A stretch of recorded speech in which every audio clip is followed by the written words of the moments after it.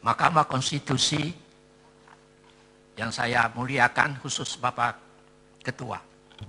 Perkenankanlah saya membaca catatan saya yang singkat ini, dan apabila pemohon mau bertanya, ya saya bersedia menjawabnya.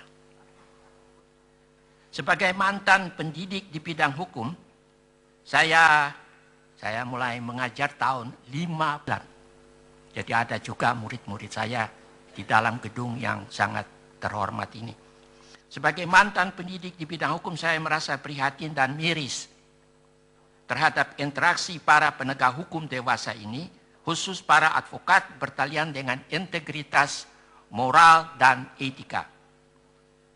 Bertalian dengan penjelasan yang baru saja saya sebut, tentu ada perkecualian, sebagaimana dijelaskan dalam kajian hukum berbahasa Belanda, bahwa de uitzondering bevestigen de regel, alias selalu ada perkecualian.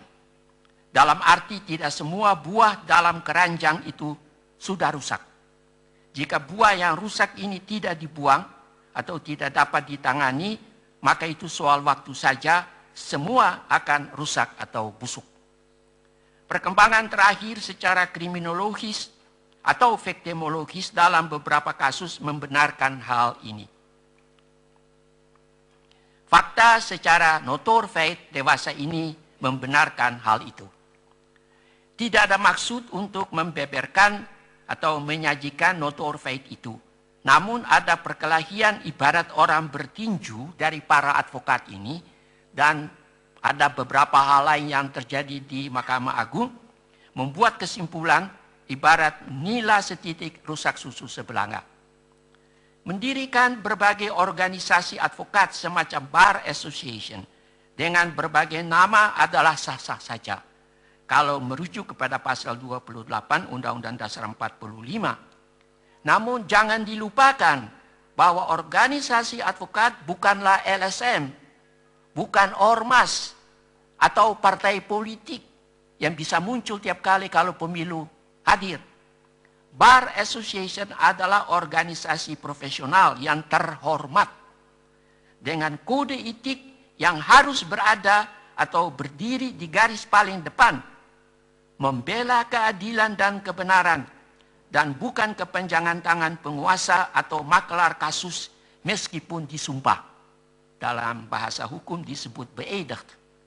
Itulah sebabnya apa yang ditulis oleh Sharswood pada tahun 1870 perlu disimak dengan cermat, yaitu let it be remembered and treasured in the heart of every student that no man can ever be a truly great lawyer who is not in every sense an honest man. Saya garis bawahi, Bapak Ketua yang mulia, an honest man, orang yang jujur.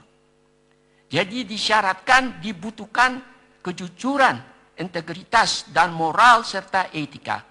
Apakah hal-hal itu masih ada? Ya saya tidak akan jawab hal itu saja. Itu saya kira orang-orang di akar rumput juga sudah mempunyai penilaian terhadap hal itu. Tapi saya ingin menggarisbawahi, tanpa hal-hal itu, yaitu integritas, moral, dan etika, profesi advokat adalah, kata orang barat, belahlet, menertawakan. Dan itu berarti pembelaannya dalam menegakkan hukum dan kebenaran adalah Markus, istilah yang kita dengar. Mudah-mudahan tidak ada yang punya anak dinamakan Markus, yang disumpah alias Dr. Jekyll and Mr. Hyde.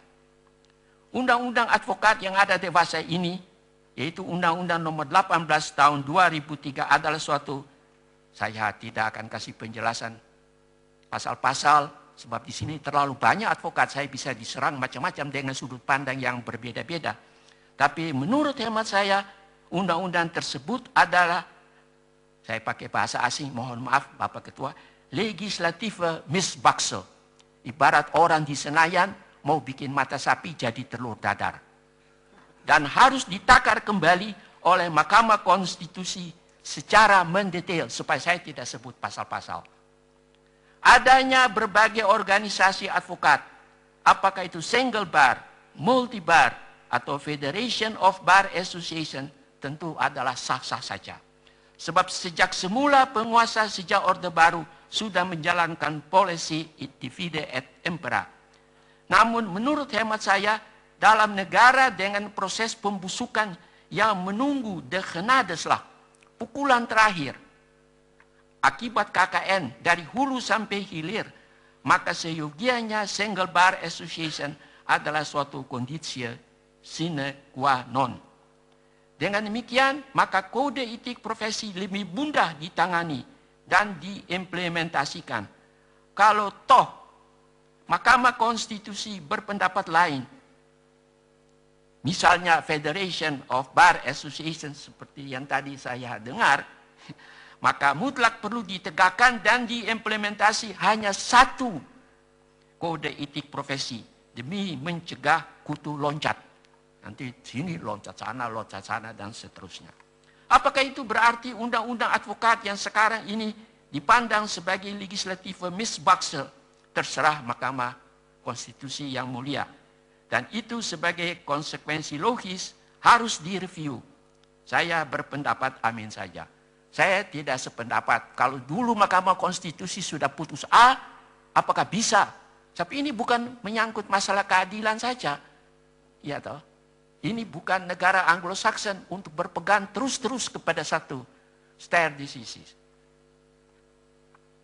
Kesimpulan yang mulia, Undang-Undang Advokat nomor 18 tahun 2003 adalah suatu legislatif misbakse.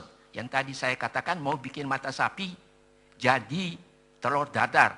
Dan saya ikuti sudah berapa Mahkamah Konstitusi memutus hal-hal itu di sini. Tentang undang-undang yang dihasilkan dengan harga yang sangat mahal di gedung yang setengah miring itu alias Senayan itu. Jadi perlu dikaji ulang secara detail. Code of Ethics harus ada dan cuma satu untuk diterapkan secara konsekuen terhadap any bar association demi mencegah kutu loncat. Dengan dalih apapun tidak diperbolehkan mendiri bar association lagi. Demikian Bapak Ketua dan majelis yang